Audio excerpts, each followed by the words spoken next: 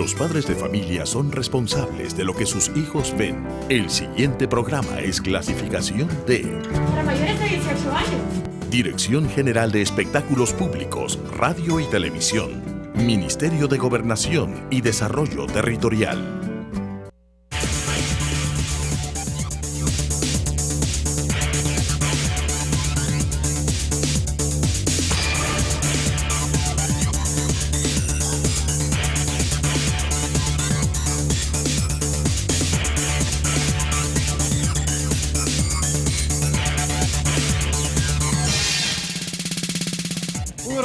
Bienvenidos El Salvador una vez más a disfrutar su entrevista 8 en punto. Esta noche, ya lo habíamos adelantado en nuestras diferentes redes sociales, estaremos conversando sobre el rol de la Fuerza Armada en la seguridad pública, en el combate a la delincuencia.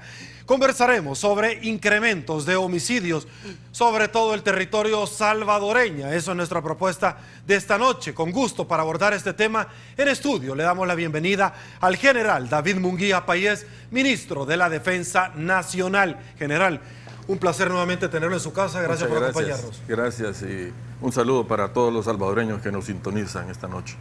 Gracias a usted por tomarnos en cuenta, general, y por supuesto, antes le damos la bienvenida y por supuesto saludamos a quien noche tras noche hace posible el primer segmento de esta su entrevista 8 en punto, como lo es Banco Agrícola.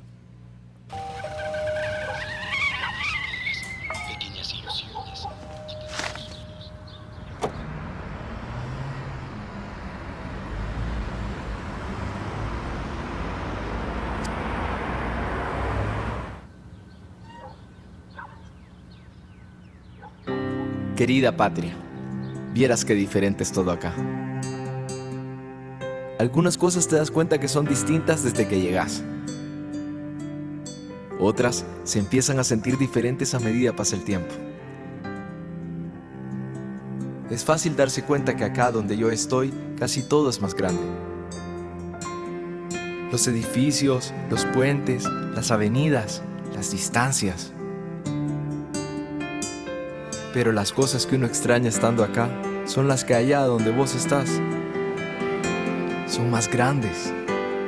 Son más grandes los sueños, las ilusiones, los corazones de la gente y sus sonrisas.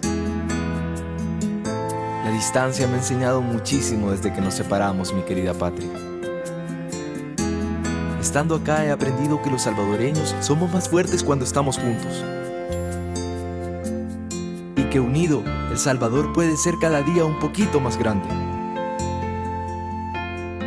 He aprendido que vos nunca estás lejos. Y es que un salvadoreño se puede ir de su país, pero el país jamás se va de un salvadoreño. Nuestro gran sueño siempre ha sido poder estar cerca. Unidos, podemos soñar juntos y transformar nuestro país. Banco Agrícola y El Salvador, juntos por una banca más humana. Y bueno, señores, arrancamos no sin antes mandar un saludo para todos los abogados, que este día es el Día del Abogado, 30 de junio, precisamente, donde se conmemora el día de aquel profesional que dignifica la profesión. Un saludo para aquellos, no para aquellos que día a día prostituyen esta profesión, que son muchísimos. También usted, mándele un saludo, por favor. Bueno, enhorabuena para todos los abogados y te felicito a ti también, que sos abogado. Salúdeme, déme la mano, por favor, para que me sienta bien. Gracias, muy fino. Ministro, arrancamos luego de este saludo para los colegas abogados sobre una publicación que precisamente vamos a compartir ya en segundos con ustedes y se refiere precisamente al tema de la seguridad en nuestro país. Y es que según una publicación del periódico digital El Faro, acá lo tenemos y me voy a limitar precisamente a participarla con todos ustedes, exponía que el gobierno, acá lo tenemos, ha excluido del Gabinete de Seguridad al ministro de la Defensa Nacional. El ministro de Defensa no forma parte orgánica, no hace propuestas ni participa del plan estratégico. Según el secretario de Comunicaciones, ni siquiera la creación de las Fuerzas Especiales fueron propuestas e iniciativa del ministro de la Defensa, el general David Munguía Payés. Según esta publicación, ministro, ¿usted no forma parte orgánica precisamente de este ente colegiado? Bueno, es cierto. Fíjate que yo no formo parte del Gabinete de Seguridad, pero estoy en otro nivel, en el nivel político donde se toman las decisiones estratégicas. Allí también se encuentra el ministro de Justicia y Seguridad, asiste el director de la policía. Lo que pasa es que el Gabinete de Seguridad fue reestructurado y los funcionarios que asisten al Gabinete de Seguridad son funcionarios que están en instituciones bajo el mando del ministro de Justicia y Seguridad, y obviamente la Fuerza Armada no lo está. No obstante eso, hay que aclarar también de que la función principal de la Fuerza Armada no es la seguridad pública. No obstante, tomamos con mucha seriedad el combate en contra de la delincuencia en apoyo a la Policía Nacional Civil. Pero tenés razón, no formo parte del Gabinete de Seguridad. Ahora, en relación a las propuestas, aquí hay una confusión, porque en una oportunidad me hicieron a mí una entrevista y los periodistas, no sé si malinterpretaron o a medida que se difundió la noticia fue cambiando, como suele suceder. Yo en esa oportunidad les dije a ellos, a los periodistas, de que yo no hacía propuestas en público, que mis propuestas las hacía a puerta cerrada en las reuniones que teníamos con los funcionarios o con el señor presidente de la República. O sea que no es cierto que yo no hago propuestas o que me hubieran excluido del gabinete porque no hacía propuestas. Por ética profesional, yo no puedo andar en público divulgando las propuestas que hago en el marco de la seguridad pública. Perfecto. Ministro, ¿cuáles son en alguna medida las funciones en términos de seguridad? Ya usted obviamente nos explicaba que usted pertenece a otra estructura políticamente hablando, donde por supuesto está de la mano, codo a codo con el ministro de Seguridad. ¿Cuáles son sus roles? Sí, bueno, mira, los roles nuestros, los primeros están bien definidos en la Constitución de la República, y uno de ellos es la defensa de la soberanía, pero como vamos a hablar de la seguridad pública, y el tema de seguridad pública en algunos casos tiene que ver con el tema de soberanía, puesto la soberanía es la potestad que tiene el gobierno de elaborar sus propias leyes y hacer que estas leyes se cumplan en el territorio. Algunas veces la gente cree que soberanía tiene que ver nada más con la defensa que hace la Fuerza Armada en contra de una invasión extranjera. Pero no, hay una soberanía interna también. Y la Constitución de la República no distingue, ¿verdad?, el tema de soberanía. Entonces, tanto la soberanía interna como externa es responsabilidad de la Fuerza Armada. Ahora, en el marco del apoyo a la seguridad pública hay un decreto ejecutivo donde establece el marco de referencia y de actuación de la Fuerza Armada en apoyo a la seguridad. Entonces, ¿qué estamos haciendo nosotros en este momento? Bueno, estamos con 1.300 efectivos en la frontera, apoyando a aduanas y a la Dirección General de Migración y Extranjería. Esa es una labor de seguridad pública. Estamos cubriendo 130 puntos ciegos y reforzando las fronteras habilitadas, aunque no estamos exactamente en las instalaciones de estas fronteras. Igualmente estamos prestando seguridad exterior y en algunas veces seguridad intermedia a los centros penales del país. Y ahí estamos empleando también un número aproximado de 1.200 efectivos. Y prestamos, obviamente, la seguridad periférica. Estamos en las zonas de mayor índice delincuencial que la policía ha seleccionado y nos pide que le colaboremos. Estamos también participando en patrullajes conjuntos con la policía en todo el territorio nacional. Estos patrullajes se materializan a través de patrullas conformadas por 3 elementos de la Fuerza Armada y 2 de la Policía Nacional Civil. Y últimamente, bueno, tenemos la incorporación de 3 batallones especiales que están realizando misiones especiales en el marco de la planificación que realiza la Policía Nacional Civil. Y aquí quiero dejar esto claro, por favor. Sergio, nosotros no planificamos las operaciones en contra de la delincuencia. Las operaciones estas de seguridad interior no las planificamos nosotros. nosotros nos acomodamos a la planificación que hace la policía. No obstante, en algunas oportunidades damos recomendaciones, pero al final quien firma los documentos y quien determina lo que hay que hacer y dónde hacerlo es la policía. ¿De quién fue la iniciativa de los batallones de paz? Bueno, esta iniciativa fue del señor presidente de la República.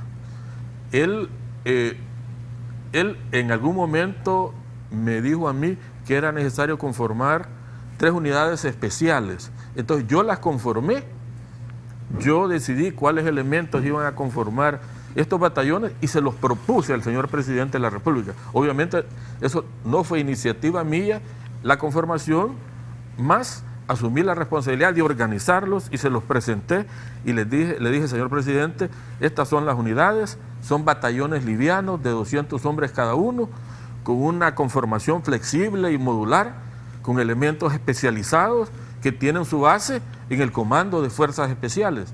Y el señor presidente aprobó la propuesta. Y esas son las unidades que están realizando operaciones especiales en apoyo a la Policía Nacional Civil. Ok, ya vamos a hablar más adelante, ministro, sobre el rol precisamente de estos batallones y vamos a profundizar aún más cuándo van a entrar estos en acción. Yo quiero conversar sobre el tema del CITRANS, y es que obviamente en las redes sociales viralmente se creó indignación y repudio popular de las masas cuando vieron a 2 miembros del ente castrense que fueron precisamente embestidos por ciertas personas al margen de la ley y por supuesto le arrebataron la vida. El día del sepelio estuvo la embajadora Mari Carmen Aponte precisamente en el lugar donde condenó enérgicamente este hecho. ¿Cómo van las investigaciones hasta este momento de las personas responsables, ministro? Bueno, las investigaciones están en curso. Estamos haciendo un esfuerzo coordinado, Policía Nacional Civil, Fiscalía y Fuerza Armada. Al principio se capturaron aproximadamente 50 miembros de pandilla. ¿Pero fueron puestos en libertad? Fueron puestos en libertad porque la verdad es que no tuvimos la capacidad nosotros en un momento determinado de vincularlos directamente con el hecho. No obstante, las cámaras de seguridad del CITRAN captaron las imágenes de las personas que estuvieron involucradas y había gente que se parecía de la que nosotros capturamos, pero después no los pudimos en realidad vincular y los dejaron libres. Pero las investigaciones continúan y no vamos a descansar hasta encontrar a los culpables. Ya tenemos las fotografías y ya sabemos quiénes son estos personajes y en algún momento van a caer. Ministro, muchos salvadoreños seguro este día vieron en algún rotativo donde el señor fiscal general de la República arremetía contra la PNC y la criticaba en esbozar que la corporación policial hacía capturas por hacer capturas únicamente. ¿Cuál es la opinión que le merece a usted? Porque precisamente al momento de este hecho se detienen a 50 personas y van para afuera en el término de inquirir. Y vemos nosotros ahora al señor fiscal que no se refiere particularmente a este caso, pero sí a otros casos emblemáticos donde dice, mire, no es que no estén sustentados razonablemente, es que solamente se captura por capturar. Sí, bueno, yo no he ahondado. ¿Comparte usted esa aseveración? Yo no he ahondado en las declaraciones que dio el señor fiscal, pero sí puedo dar fe del trabajo que hace la Policía Nacional Civil. Yo creo que ellos hacen un trabajo muy profesional, hacen un gran esfuerzo. Hay una ley de proscripción de las pandillas que les da a ellos la facultad de capturar a miembros de pandillas y de acuerdo a la ley de proscripción de pandillas, cualquiera de estas capturas de un pandillero es porque el hecho de pertenecer a las pandillas están fuera de la ley. Sobre esa ley también se refiere donde dice que no es aplicable y se necesitan reformas inmediatas. ¿Cree usted que de verdad se necesitan reformas para esta ley? Bueno, yo verdaderamente no soy abogado, pero lo cierto es de que de alguna manera esta ley no se está aplicando bien. Yo creo que los jueces están pidiendo una serie de elementos para configurar el delito de una captura que se realiza en el marco de esta ley. Y son como 10 o 12 requisitos que muchas veces es bien difícil de cumplirlos para probar que estas personas son pandilleros. Entonces, por eso es que creo que esta ley no ha funcionado. Yo creo que nos debemos de poner de acuerdo y flexibilizar un poco esos requisitos. Perfecto. Siempre en números tétricos, ministro, yo quisiera compartir con usted, porque son 31 agentes de policías asesinados en lo que va del año, según datos que la corporación policial ha compartido. 9 ataques se registran en contra de supuestos puestos policiales durante el 2015, pero también vemos un incremento también de ataques contra miembros del ente castrense. ¿Cómo viene esto a mermar la confianza, la tranquilidad de precisamente la institución de la cual usted dignamente representa?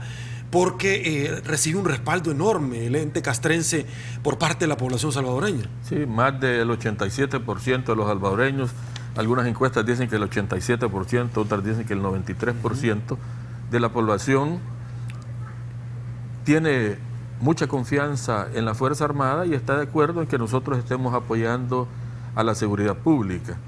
Ahora, tú me hablabas cómo nos afecta esto, si nos afecta la moral. Mira, nosotros sabíamos desde el principio que en el momento que recibíamos la orden de apoyar a la Policía Nacional Civil en el combate en contra del crimen y conociendo la evolución que está teniendo el crimen aquí en El Salvador, íbamos a tener bajas. Obviamente sentimos mucho y lamentamos cuando un elemento de la Fuerza Armada o de la Policía Nacional Civil muere. Yo no voy a hablar de la policía, voy a hablar de nuestros elementos. En la Fuerza Armada existe un gran espíritu de cuerpo y lamentamos mucho cuando se pierde un elemento, pero igualmente hacemos un juramento de ofrendar nuestras vidas en beneficio del Estado salvadoreño y pensamos de que en la medida que apoyemos a la Policía Nacional Civil vamos a tener que continuar poniendo una cuota de sacrificio y es en realidad lo que estamos haciendo y aprovecho la oportunidad también para solidarizarme con las familias y los soldados que han fallecido, que son 13 los muertos que hemos tenido de la Fuerza Armada en lo que va del año. De esos 4 han muerto en actos del servicio, los otros los han asesinado fuera del servicio, en diferentes circunstancias. Pero de ninguna manera eso merma la moral nuestra, ¿verdad? Nosotros estamos convencidos del trabajo que estamos haciendo, de los riesgos que corremos y vamos a continuar apoyando a la Policía Nacional Civil con toda la energía y con toda la voluntad que tiene la Fuerza Armada. Ok, 2 nuevos ataques contra miembros de la corporación policial. Con esta nota me voy a ir a una pausa comercial donde se realizó en un taller mecánico de la policía, recibió tiroteos por la mañana. Este día una persona falleció y otra resultó lesionada por la noche. Supuestos pandilleros asesinaron a un cabo en la colonia de Apopa. De eso vamos a hablar al regreso. Quédese con nosotros. Pausa. Volvemos.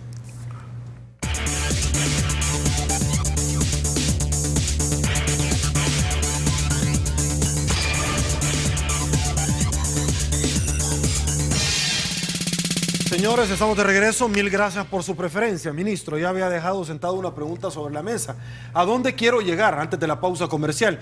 Y es que siempre en la noticia, en comento, 4 sujetos se bajaron de un carro que simulaba ser un taxi con armas largas de grueso calibre, armas de asalto.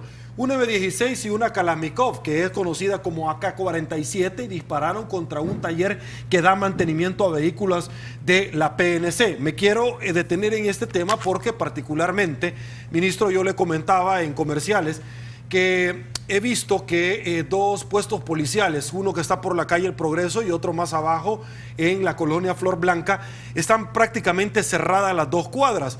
Cuando usted va por la Sierra Nevada, por la colonia Miramonte, verá que existen precisamente una sede policial y están estos famosos Miguelitos y se cierra, los que estallan llantas y pasan por ahí y se cierra la mitad de la calle.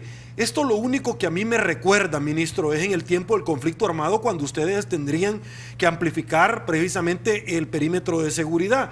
Y vemos que los ciudadanos ejemplares de los cuales nos estamos refiriendo llegan con armas de asalto de grueso calibre de esta envergadura. Es decir, ¿a qué hoy por hoy ustedes se están enfrentando, ministro? Sí, nos estamos enfrentando a una pandilla que ha evolucionado en el crimen y que se está armando. Y ante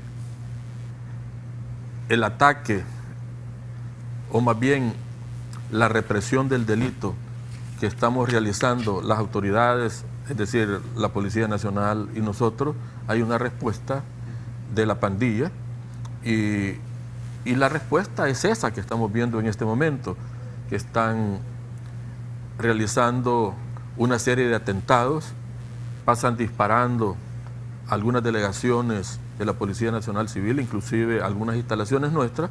Por lo tanto, tenemos que tomar medidas activas y pasivas de protección. Es decir, vas a ver que en algunas unidades hemos puesto túmulos para que los vehículos no pasen rápido ahí, y algunos centinelas los hemos protegido con sacos de arena. ¿Qué son centinelas para que la gente lo pueda entender? Centinelas son aquellas personas que resguardan instalaciones. Y algunos de ellos estaban desprotegidos porque realizaban sus patrullajes algunas veces en las aceras, pero hoy se ponen vulnerables a los ataques de un vehículo en marcha, por ejemplo. Entonces, lo que hemos hecho es reconcentrarlos en estas instalaciones y darles una protección. También, en el caso de las Fuerzas Armadas, estamos implementando para estas personas que dan seguridad a instalaciones el uso de chalecos y cascos antibala, también chalecos antibala y cascos para protegerlos de estos ataques que pueden ser furtivos, no sabes en qué momento se te van a dar, ¿verdad? Ellos atacan muchas veces con sorpresa, en el momento menos esperado, y tú tenés que estar atento todo el tiempo. Pero aparte de eso, nosotros estamos brindando este tipo de protección. Ok, hablemos de los batallones especiales. Yo le dije en el primer segmento que quería darle un apartado, particularmente porque la población salvadoreña seguro que quiere saber no solamente en qué consiste, cuándo va a ser la oportunidad que van a entrar ellos en acción, porque son batallones que, como su mismo nombre lo dice, no van a andar patrullando, sino que son para tareas específicas. ¿Cuándo los vamos a ver en acción, ministro? Bueno, ya están en acción los batallones, pero como te dije, ellos tienen una conformación modular. Hay elementos especializados que pueden ser desmembrados de los batallones para cumplir misiones aisladas. Por ejemplo, tenemos equipos de reconocimiento de mediano, corto, largo alcance, tenemos equipos de choques ahí, tenemos equipos de francotiradores inclusive, hay un componente de caballería con vehículos de transporte de personal que tienen cierto tipo de blindaje. Entonces, dependiendo de la misión que planifica la Policía Nacional Civil, pudiera ser que esta unidad concurra sola o concurra algunos de estos elementos modulares que conforman el batallón. Pero ya están ellos operando.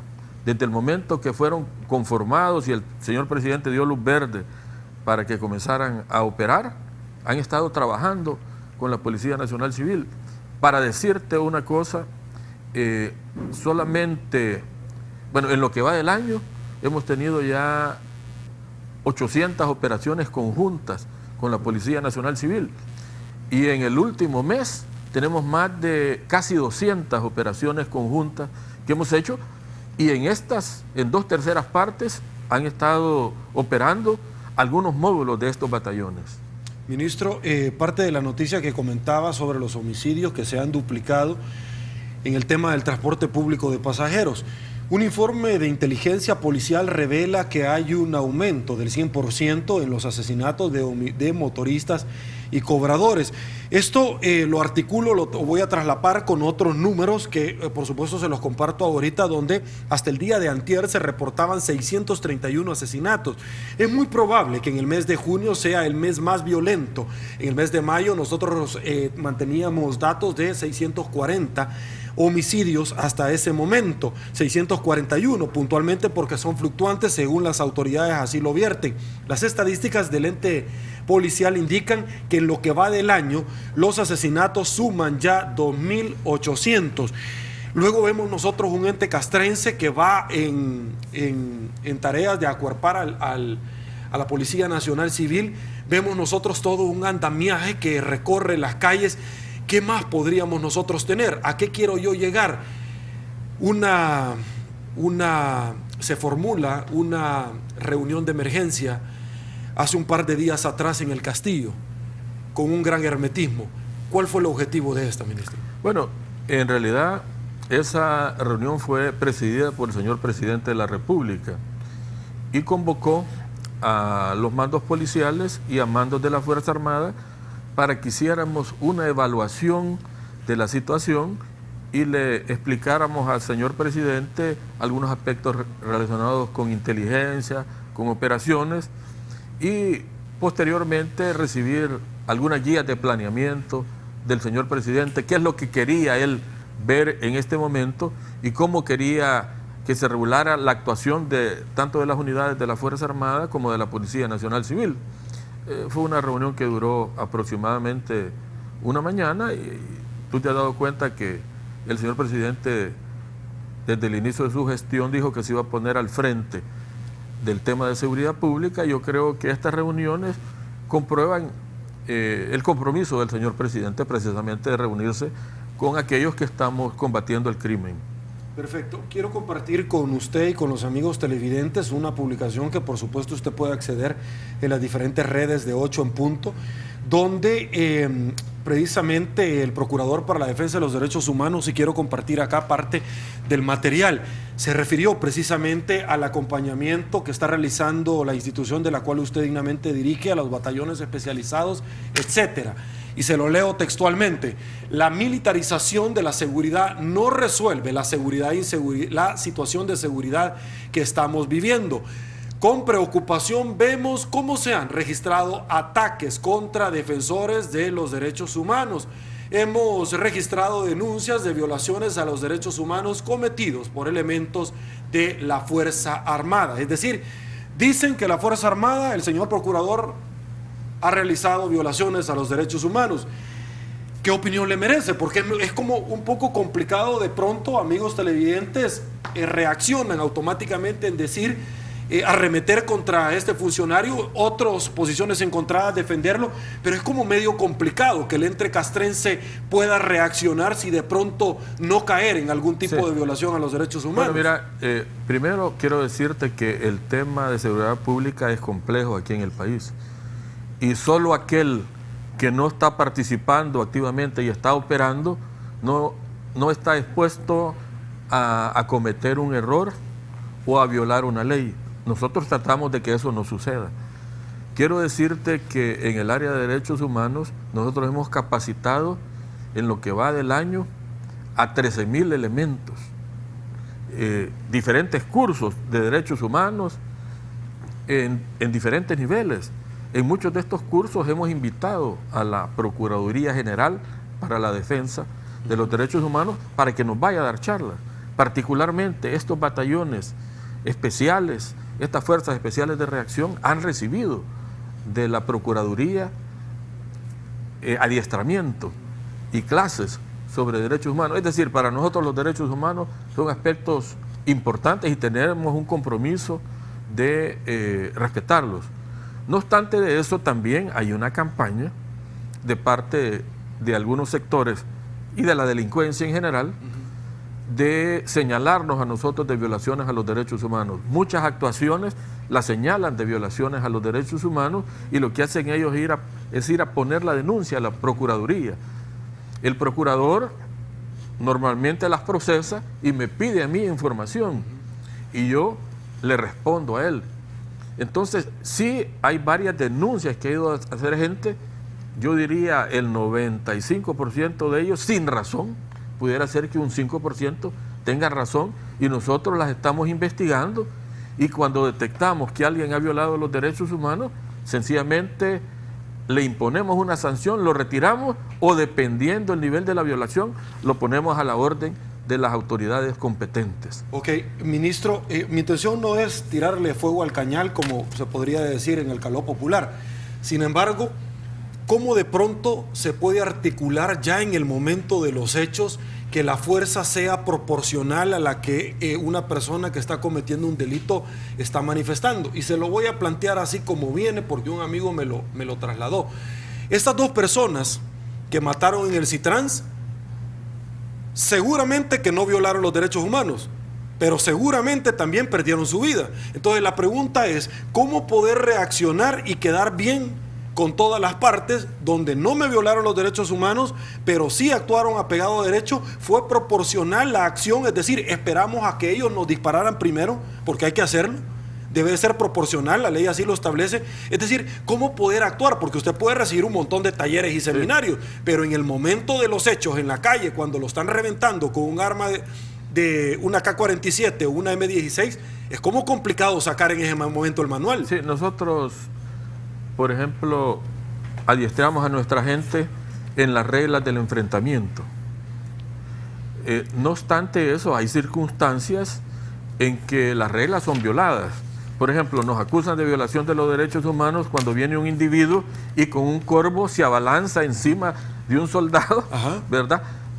Y él tiene para un arma. atacarlo. Y el soldado tiene fusil, el Y soldado reacciona. y es desproporcional según la ley. Correcto. Es desproporcional, pero el soldado tiene que defenderse. Claro, no va a esperar a que le vaya. Tenemos soldados impactar. presos, ¿verdad?, por haber reaccionado de esa manera. Y esas son algunas de las violaciones a los derechos humanos de las que estamos hablando.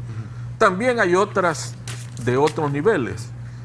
Por ejemplo, estamos investigando nosotros el caso de una supuesta desaparición de unos jóvenes que detuvo una patrulla nuestra. Esto fue en la jurisdicción de Armenia. Esa fue en la jurisdicción de Sobre Armenia. ese caso puntualmente se refirió, dejándolos en libertad posteriormente, pero reteniendo a 3 de ellos y posteriormente desapareciéndolos, dice el procurador. Bueno, eso es lo que dice la denuncia.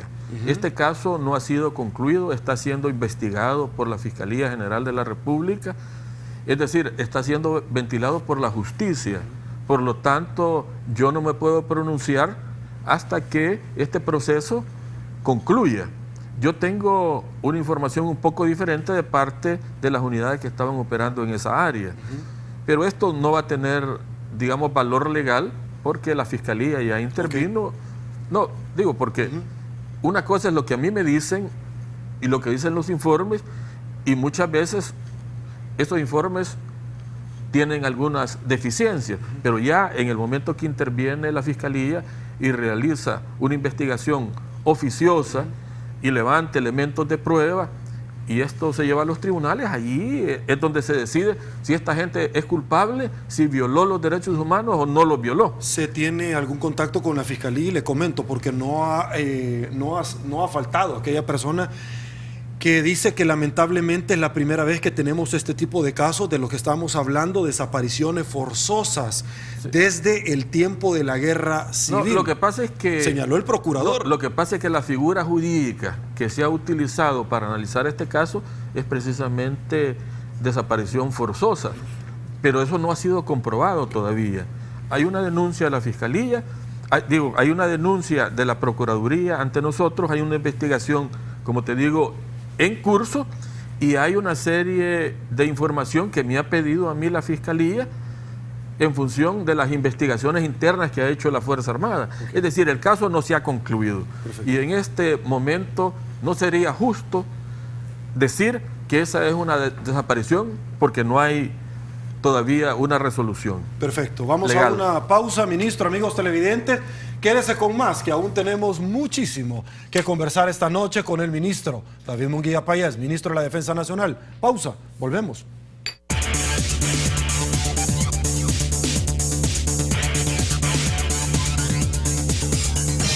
Estamos de regreso, mil gracias El Salvador por su preferencia. El tercer segmento de su entrevista 8 en punto, como todas las noches, es gracias a la fina cortesía de ACOBI de RL. Continuamos. Somos una empresa que le brinda una amplia gama de servicios financieros competitivos. ACOBI de RL, su banco cooperativo de confianza. Y bueno, ministro, amigos televidentes, antes de trasladarnos a otros temas también importantes sobre lo que está haciendo fuera del territorio, las fronteras patrias, la Fuerza Armada, quiero conversar sobre una nota que el día de ayer por la noche se supo, donde asesinaron a 3 familiares de un militar que según las autoridades pertenecían a una pandilla. Estos asesinatos se atribuyen a la pandilla contraria. ¿Qué mecanismos de control, qué información se tiene? Y por supuesto, si en algún momento se ha pensado en implementar en algún tipo de mecanismo para controlar y prevenir que en algún momento los militares puedan verse acechados y sus familias sobre los lazos del crimen organizado? Bueno, primero quiero decirte de que esos 3 pandilleros que fueron asesinados, supuestos familiares del soldado, no lo hemos podido comprobar. Hemos hablado con el soldado y sus familias y no hay ninguna relación familiar entre ellos. Okay. No obstante, debemos de entender nosotros de que habrán algunos soldados que tengan familiares que pertenecen a las pandillas, sobre todo la gente que vive en los cantones. De repente hay pandilleros y allí todo el mundo está relacionado familiarmente. Entonces, en este caso particular no es cierto, pero en otros casos pudiera ser que los haya. Pero el tener un pariente que sea pandillero no significa que el soldado es pandillero también, y eso nosotros lo entendemos muy bien. Ahora, va a ser muy difícil para nosotros darle protección también a la familia de los soldados. Algunas veces le damos protección a los soldados y al mismo tiempo hemos conformado una unidad de reacción que puede concurrir a ayudarles si a nosotros nos da tiempo.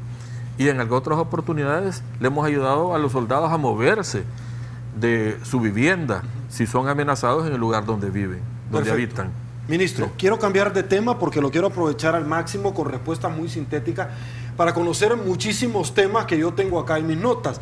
Buque Hospital Confort 2015. Uno de los objetivos de esta jornada es fortalecer los lazos de cooperación con el personal, tanto del Ejército de Estados Unidos como El Salvador. Cuénteme un poquito de esto. Bueno, primero quiero decirte que ese es uno de los roles que desempeña la institución armada. No solamente apoyamos a nuestro gobierno en el área de seguridad pública, pero apoyamos casi todas las carteras de gobierno en diferentes áreas.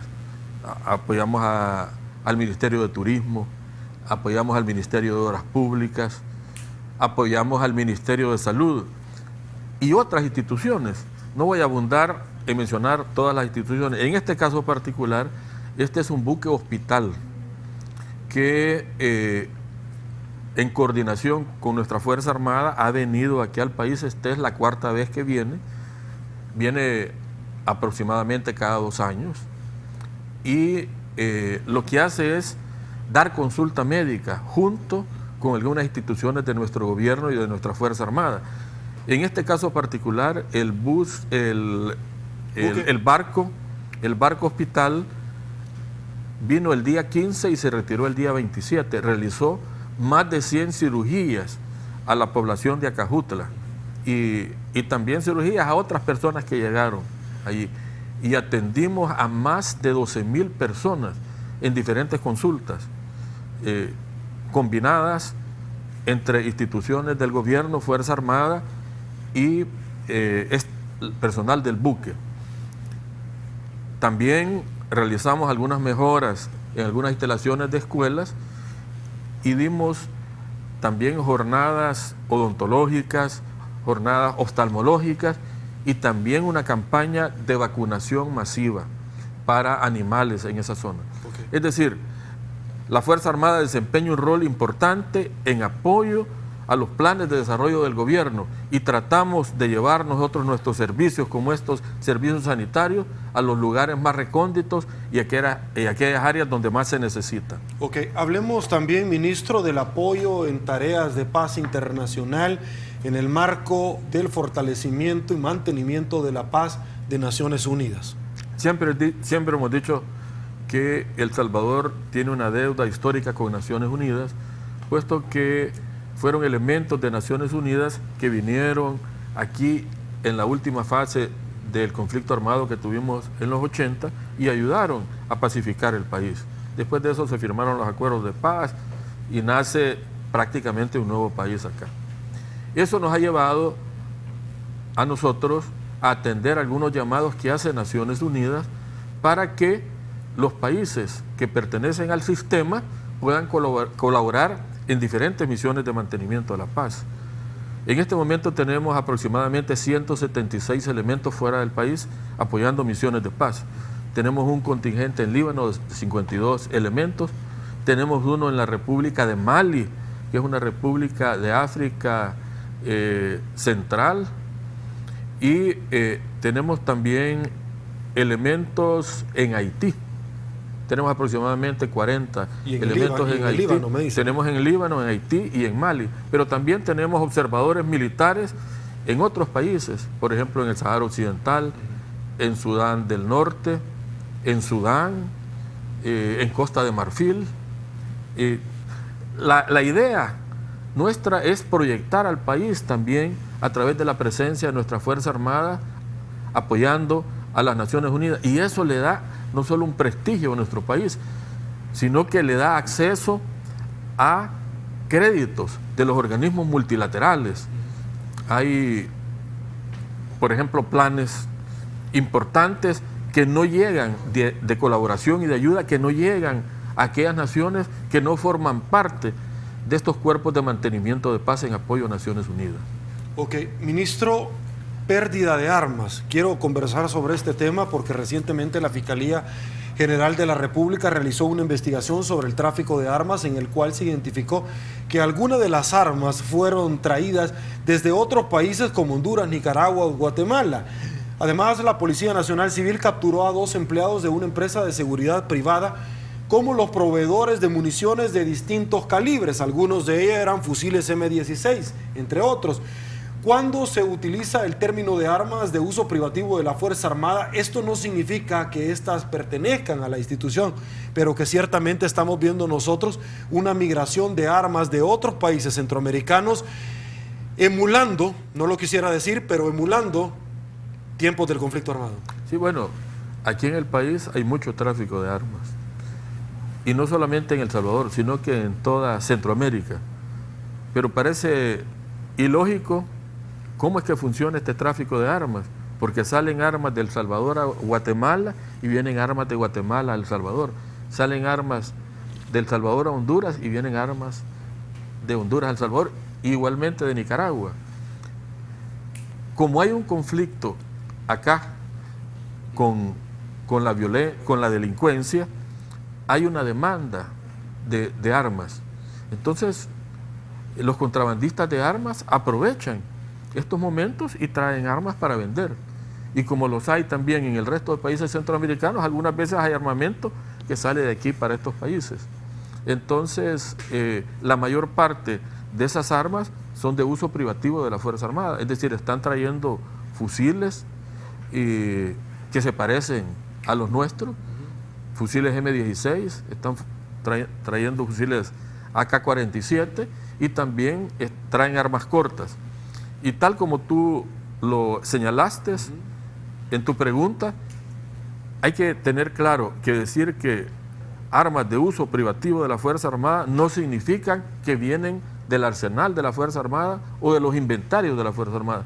Sencillamente son armas que se parecen o son similares a las que nosotros tenemos. Ministro, ¿quién se está prestando para esto? ¿Por dónde están ingresando? Porque usted en el primer segmento nos comentaba que realizan trabajos en pasos fronterizos no autorizados, puntos ciegos, si lo podríamos decir, incautación de mercadería de contrabando. ¿Por dónde están entrando estas armas de grueso calibre que tanto daño le están haciendo a nuestro país? Bueno, nosotros no las llamamos de grueso calibre, las llamamos armas ligeras, como fusiles, escopetas. Pero por donde entra, nuestra frontera es sumamente porosa. No obstante, nosotros tenemos un despliegue y estamos controlando 130 puntos ciegos, pero la frontera es grande y no tenemos suficiente tecnología para controlarla totalmente o suficientes efectivos para tener 2 soldados cada 500 metros. Seleccionamos algunas áreas, pero siempre dejamos áreas descubiertas. Okay.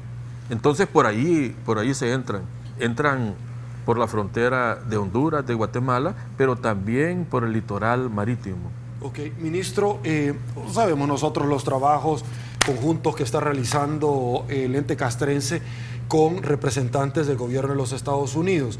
Imposible que usted me acompañe esta noche y que yo no le traslade la pregunta para escuchar obviamente su reflexión sobre la refrenda nuevamente por el Departamento de los Estados Unidos con los connacionales de en alguna medida abstenerse en lo posible de venir a nuestro país, de viajar a nuestro país.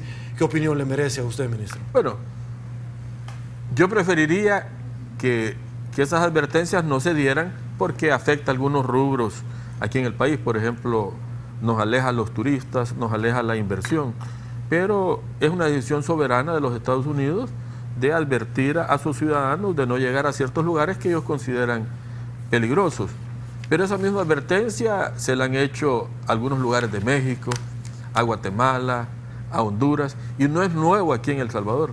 Yo recuerdo que en el año 2012, donde de alguna manera los homicidios habían bajado, teníamos un promedio aproximadamente de 4 homicidios al mes, los Estados Unidos también puso esa restricción. Y yo recuerdo que era ministro de Justicia y Seguridad y hice un viaje a los Estados Unidos y visité el Departamento de Estado y hicimos un reclamo. Nosotros, ¿por qué con esos niveles bajos de violencia que teníamos habían hecho esas advertencias? Pero es que los Estados Unidos se cura en salud, ¿verdad? Y no podemos evitar que le den ese tipo de advertencias a sus ciudadanos. Perfecto, vamos a otra pausa, señores, en segundos. Regresamos.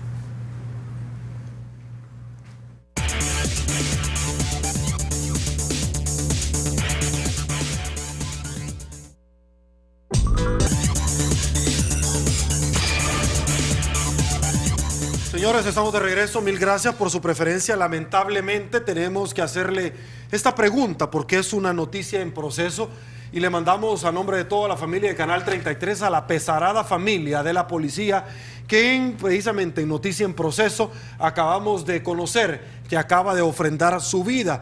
Compañera agente de la Policía Nacional Civil entrega su vida en cumplimiento del deber al repeler ataque de criminales en el cantón de San Felipe, calle Las Isletas, esto del departamento de La Paz. Murieron 2 mareros y es que esto se dio, ministro, precisamente en un retén que se estaba realizando en esta zona. Una nueva integrante de la corporación policial ofrenda su vida, ministro. Sí, verdaderamente es una lástima y mis condolencias también a la PNC, a la familia, por la muerte de esta agente que ofrendó su vida en el cumplimiento del deber. Es una lástima, en realidad, porque en los últimos 4 días han muerto asesinados 5 policías con esta agente que murió en este retén. Y es que esa zona de San Pedro Mazaguat es una zona de alta presencia de pandillas. Hemos estado realizando varias operaciones allí para tratar de minimizar el impacto de la presencia pandilleril y precisamente por eso es que seguramente la policía había puesto ese retén, ¿verdad? Con el resultado que tú acabas de decir, una agente muerta y 2 pandilleros. Bueno, ministro, llegamos al final de la entrevista y lamentablemente tenemos que cerrar esta entrevista dando esta clase de noticia que no quisiéramos darla. Un gusto haberlo tenido en su casa. Muchísimas gracias por el tiempo destinado a su entrevista 8 en punto y a todo el pueblo salvadoreño que está pendiente. Bueno, muchas gracias, Sergio. Y igualmente a los salvadoreños reiterarles el compromiso que tiene la Fuerza Armada de apoyar a la Policía Nacional Civil en el combate en contra del crimen con todos nuestros recursos, toda nuestra voluntad y con el compromiso de servir. Perfecto, señores, en segundos se viene Olimpia 33 Todo Deporte. Soy Sergio Méndez, hoy martes 30 de junio del 2015. Así están las cosas hoy por hoy en nuestro país. Será hasta el día de mañana, que descanse. Si le gustó la entrevista, coméntela. Pase muy buenas noches y una vez más, que el Señor los bendiga a todos.